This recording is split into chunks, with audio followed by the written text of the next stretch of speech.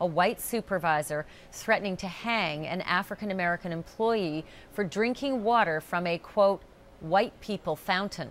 It sounds like something out of the Jim Crow days, but two employees at Atkinson Cotton Warehouse in Memphis say that comment and other racist remarks were made to them between August of last year and January.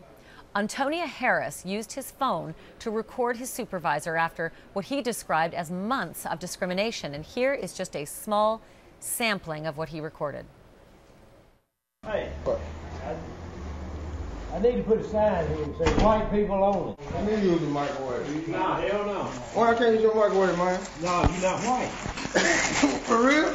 Back then, nobody thought anything about it. Now, you know, it's everybody is made to where, it's not being bad. Put your sign on the water then, because I'm finna drink it. What they do when they catch me drinking your water? That's where we hang. And there is more, according to these two employees, that has not been recorded. They say that their white supervisor referred to black employees as monkeys, and if they were to interrupt his conversation, he would tell them to shut up. Don't you hear a white man is talking? I mean, beyond the headline and this allegation of white Tennessee cotton boss threatens to hang black cotton factory employees if they drink from the white water fountain or if they use the microwave for white men, these two workers, Antonia Harris and Mario Mangrum, say this happened every day. Now, it's important to point out here that these two men worked for Atkinson Cotton Warehouse. However, this supervisor worked for a third-party company that was brought in to run the place, Federal Compress. But they say that this happened every day, and at some point, it became physical. Listen. He just come up behind me. Mario standing behind me.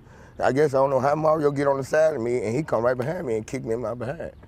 And I turned around with anger and fear in me so much that I knew I had to feed my family. You know what I'm saying? And I'm like, man, that was the last draw. I mean, that was it.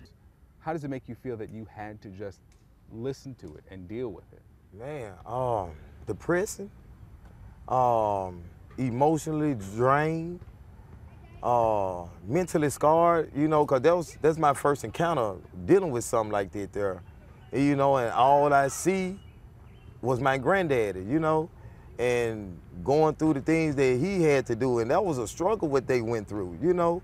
And I can imagine, now I imagine what they was going through. Well, Mangrum says that his grandparents were sharecroppers.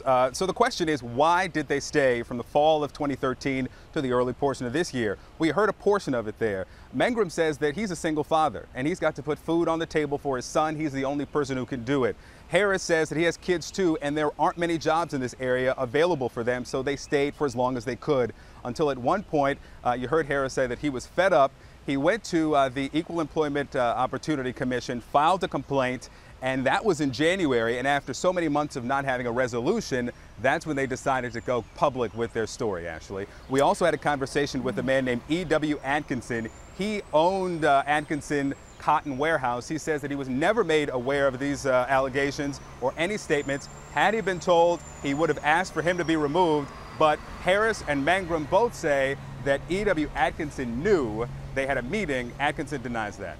And is there anything that they're actually putting out in terms of a formal statement about this? I mean, clearly these companies have to respond to this.